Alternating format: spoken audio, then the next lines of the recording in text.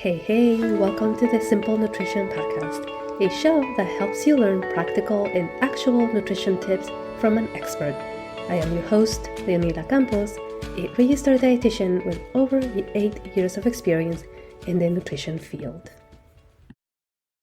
Hey, welcome back to another episode in the Simple Nutrition Insights Podcast.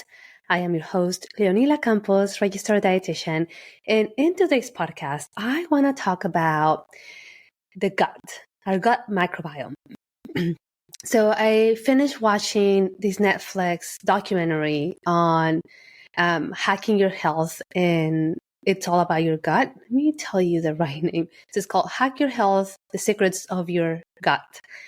There's different parts I really like, different parts that obviously need more research, and I'm sure there's more into that specific area, but overall, I really liked how they talked about the importance of our gut microbiome and how it's linked to just our overall well-being and the research behind that. And so obviously they're researching it more and more.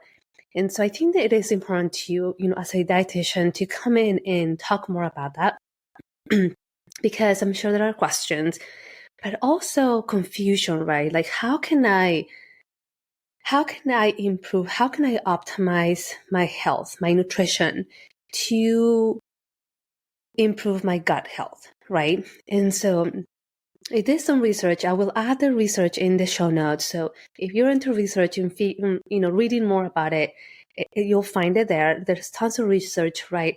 Obviously, when you're looking at how reliable the research is, you want to make sure that it's coming from a reputable resource, right?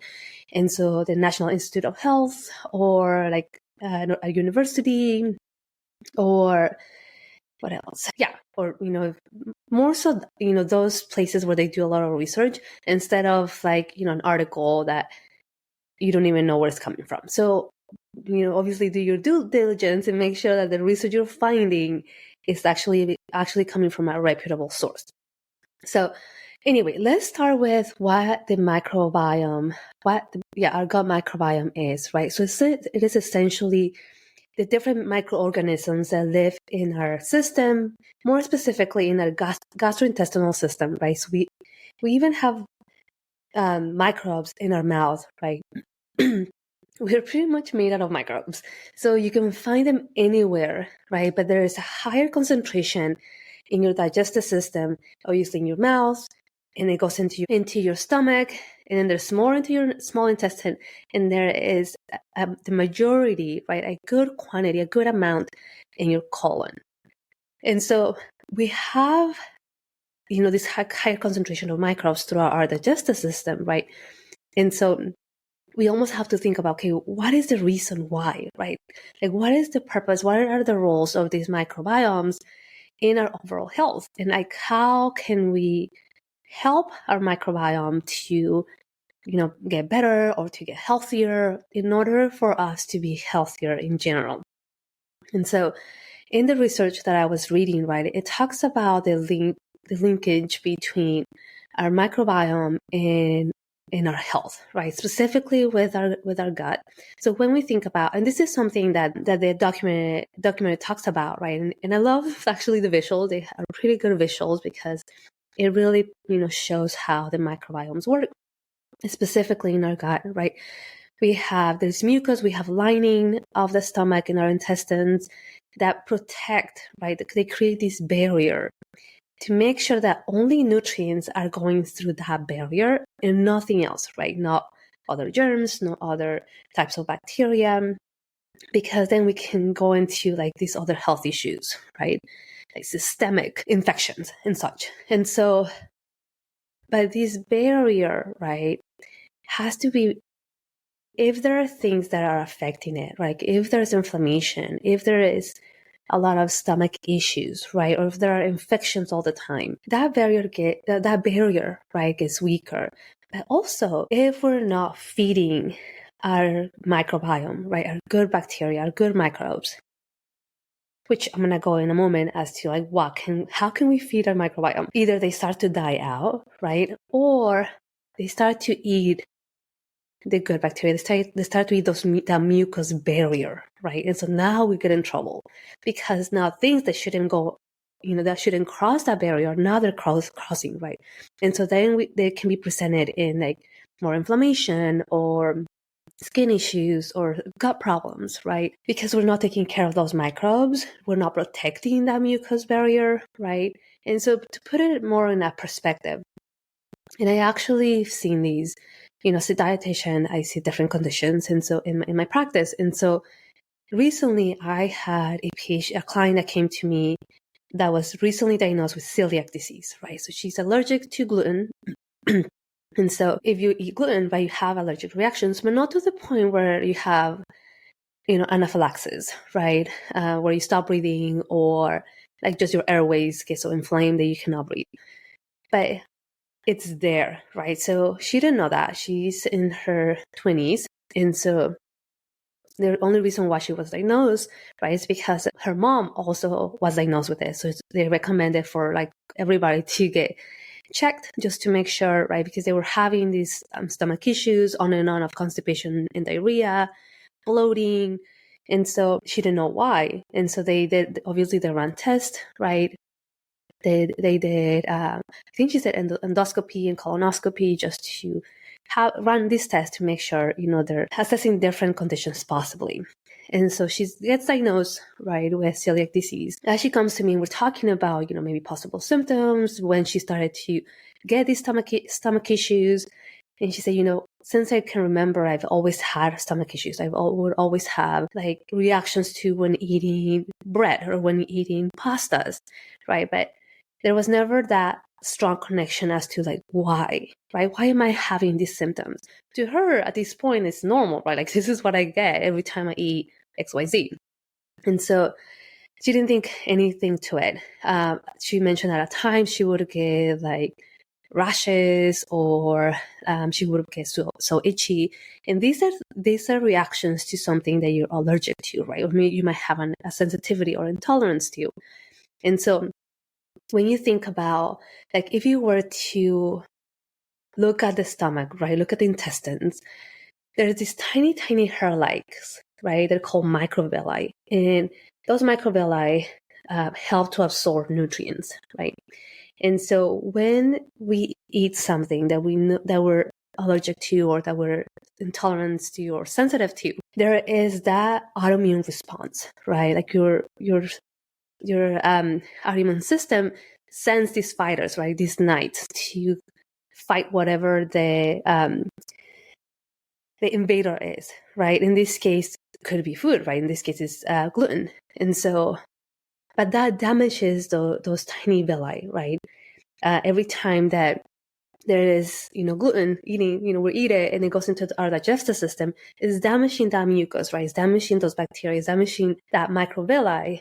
And so then you get to have more symptoms, right?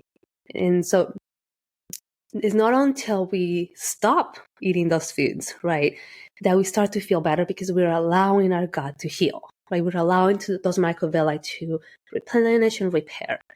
And so, she mentioned that once she got the diagnosis, right, she omitted everything she has been omitting everything that has gluten, and she's feeling much better, right? She's like, I can't, my brain functions better, right? And I'm not having like bloating and I'm not having these bouts of constipation and diarrhea. And so the same thing happens, right? If you eat dairy or if you consume dairy and you say, oh, when I have milk, I get bloating and I get gas and I get diarrhea. But, I still do it anyway. Now, yes, we might deal with the symptoms at the moment, right? But that's a sign. Your body's telling you, hey, this does not go well with me, right? Because I get these reactions.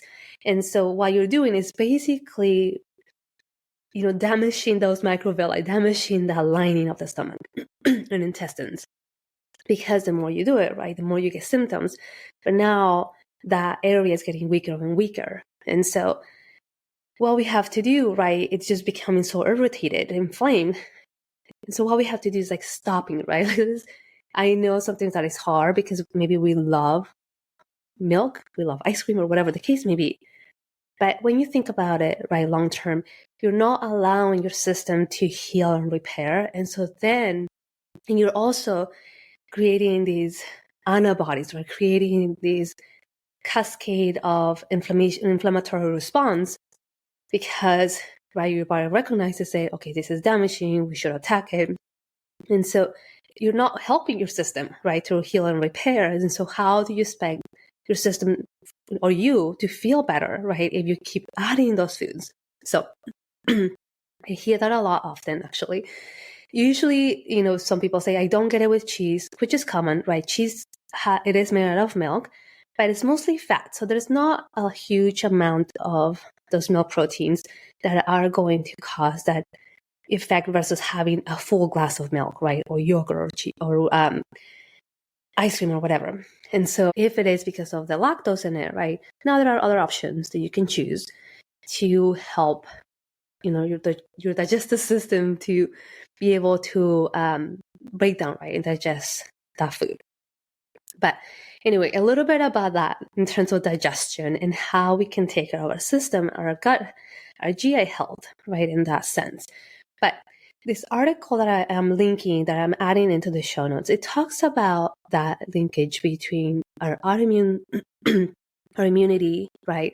That our microbiome has a huge role in our immune system, right? So, and it makes sense when you think about it, because those microbiomes that we have throughout our digestive system and our GI tract, they act as protectors, right? Think of them as warriors, right? So if there is something that we ingest or we get it from the environment, right?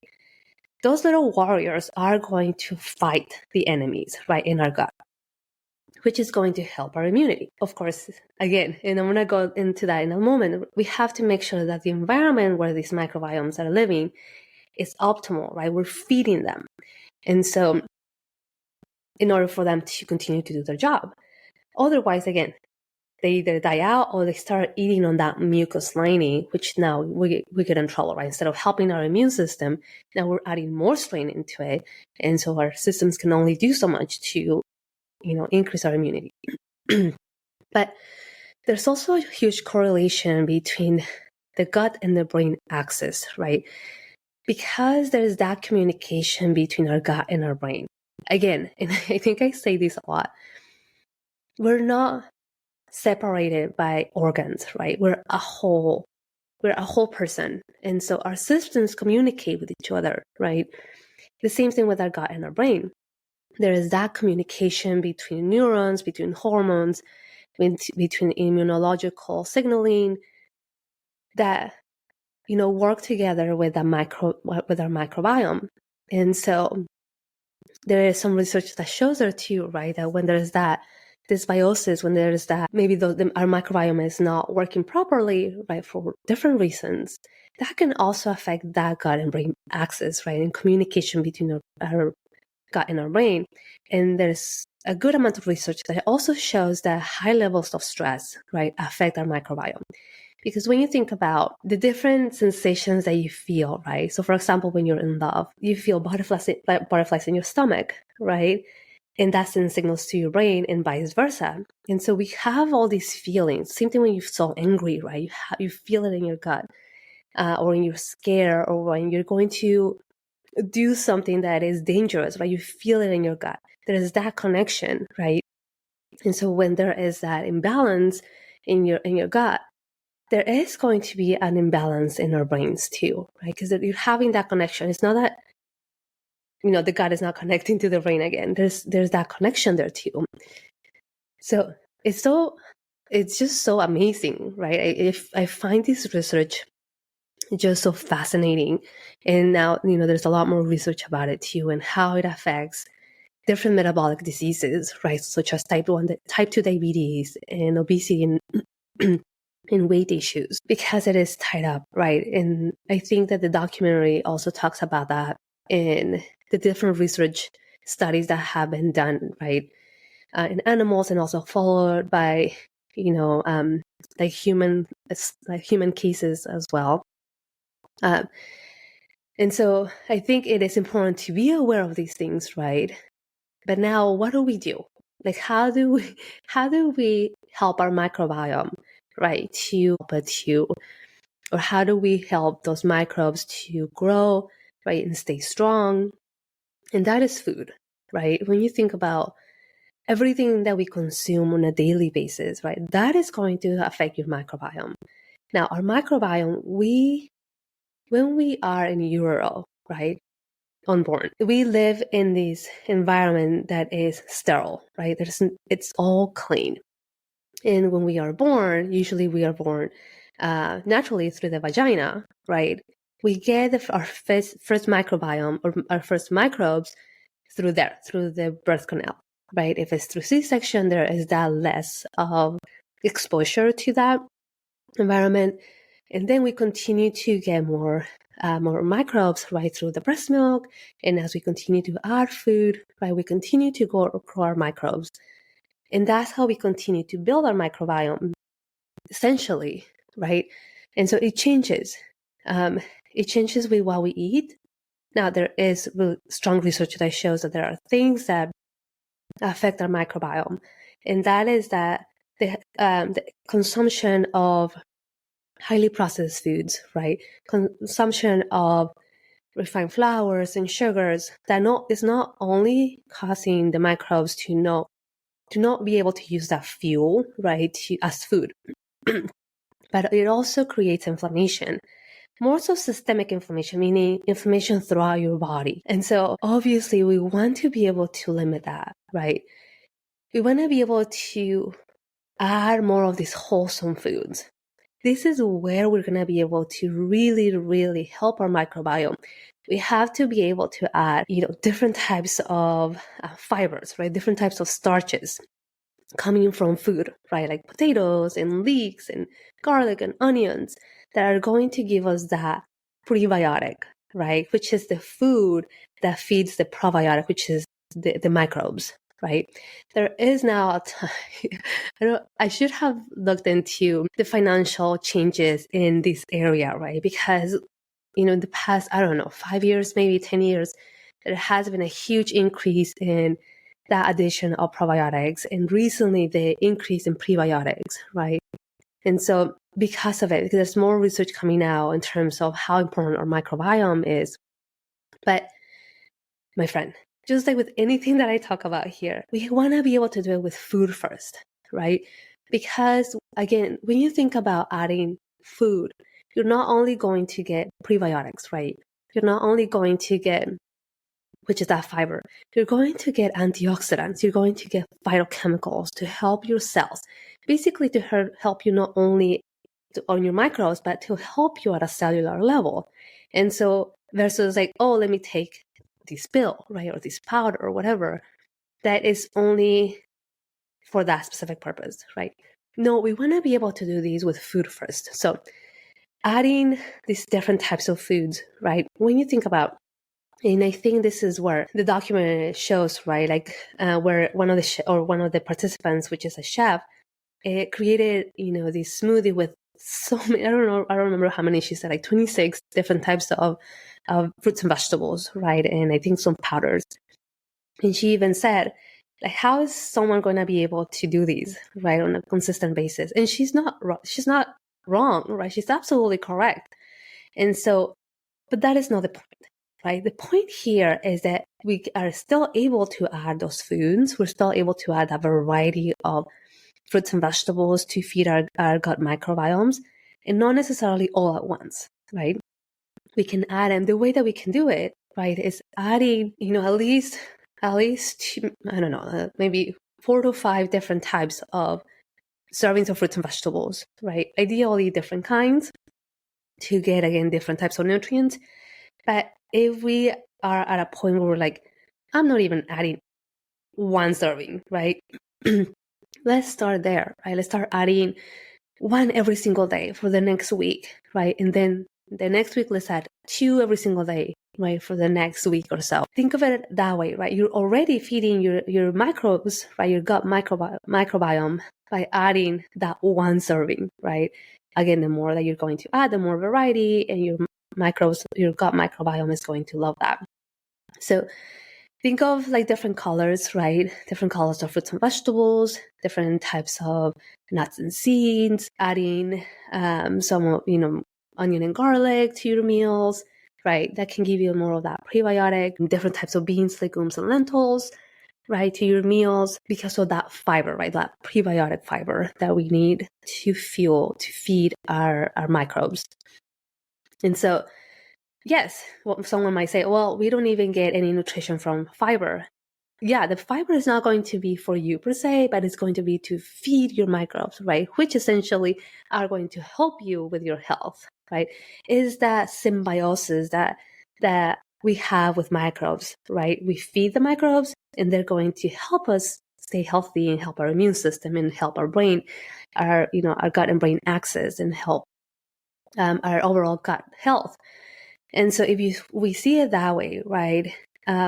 It is a relationship that we want to continue to build by adding different kinds of fruits and vegetables, nuts, seeds, legumes, beans, right? Which are some examples. Again, in the show notes, you're going to find a handout that is going to have the prebiotics, right? What kind of prebiotics you can add, you can start with. Now, there could be a question, okay, can I add a probiotic, right? A probiotic, which is the good bacteria. Now, the answer would be more maybe yes or no. You should consult your healthcare provider first, of course, because there's tons of probiotics out there, right? There's some that might not even do anything, to our gut microbiome. There's some that might help, but it's real difficult to say, yeah, for sure that one is going to help. Now, with supplements, right? And this is across the board. They're not FDA regulated. Now, there are some that are third-party tested, right? Which is what you want to do. You want to find one that is third-party tested because that means that they're testing it, right? To see if it's pure, to see if it does what it is meant to do, and so on.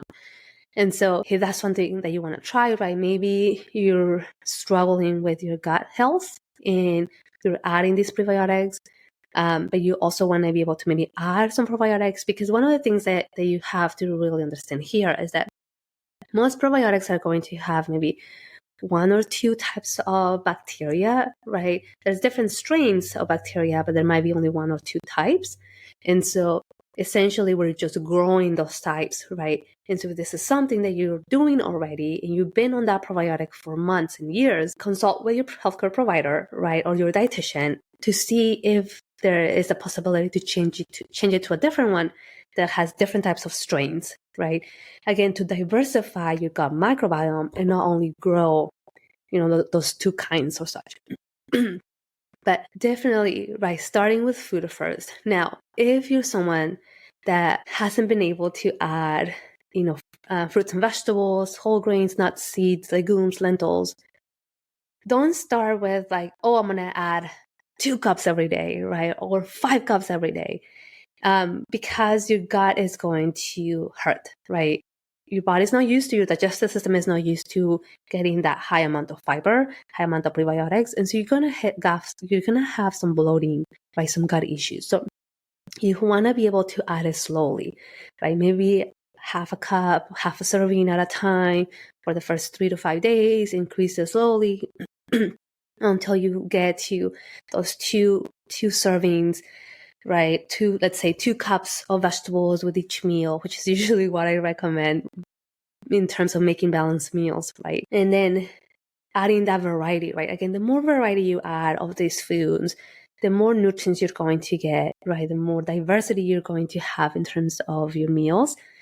And you're going to get just overall different types of nutrients, right? That your body and your cells are going to need and utilize. So think of it like that. Now, if this is super overwhelming and you're like, I don't know where to start. Again, I gave you a few pointers here, right? Start with one food at a time, right? And slowly add a variety, start introducing them slowly. Now, if you're like, I'm really struggling to get, my prebiotics or to get the total amount of fiber that I need, which here in the US, right, the recommended amount, over 25 grams of fiber a day, more would be ideal, right? But at least if we can get 25 grams of fiber, and the way that you're going to be able to achieve that, right, is by adding those 2 cups of vegetables at each meal and adding some, different fruits in between, 2 to 3 fruits in your meals.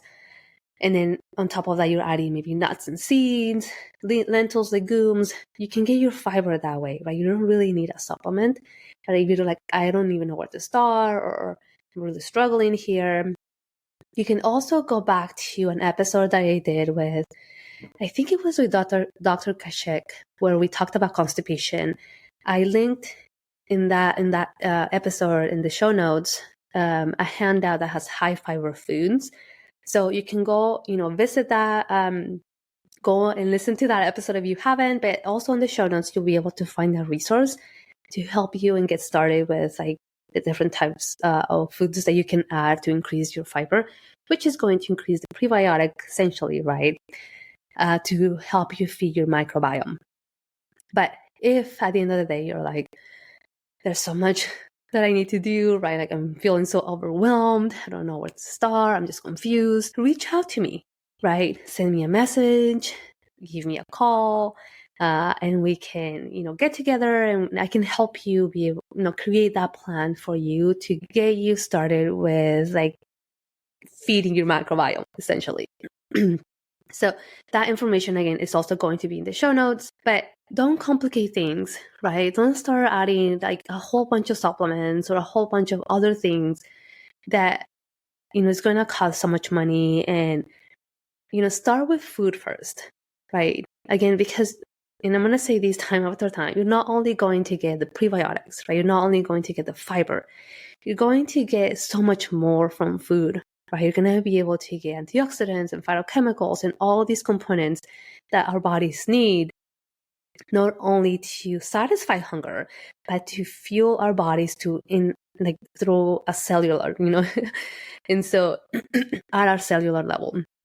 So think about it that way, right? But keep it super simple. Again, start with like maybe 1 or 2 different types of foods, produce or whatever that you want to add, and then slowly build up, the variety of foods that you consume. And if you get to a point where you're like, I want to explore, maybe different supplements or whatever the case may be, again, consult with your healthcare provider, consult with your dietitian to make sure that what you choose is adequate. I've done 2 episodes, one on water-soluble vitamins, one on fat-soluble vitamins, and just, the amount that we get, and that is more is not always good. So if you haven't listened to those episodes, go back. You can find them wherever you listen to podcasts. But I think that is it for today, my friend. I just wanted to come and talk about that. Some final thoughts on the documentary, right? Overall, I thought it was it had some really good points. I love the graphics, right, and the explanation. A lot of times we need those visuals. I did find dangerous how one of the participants was doing her own fecal transplantation, right, by herself. And I think one of the doctors or scientists said that is not recommended because that can lead to like serious issues. And so, if you're interested in that, I'm sure you can find information about that where it's safe and you can explore those options.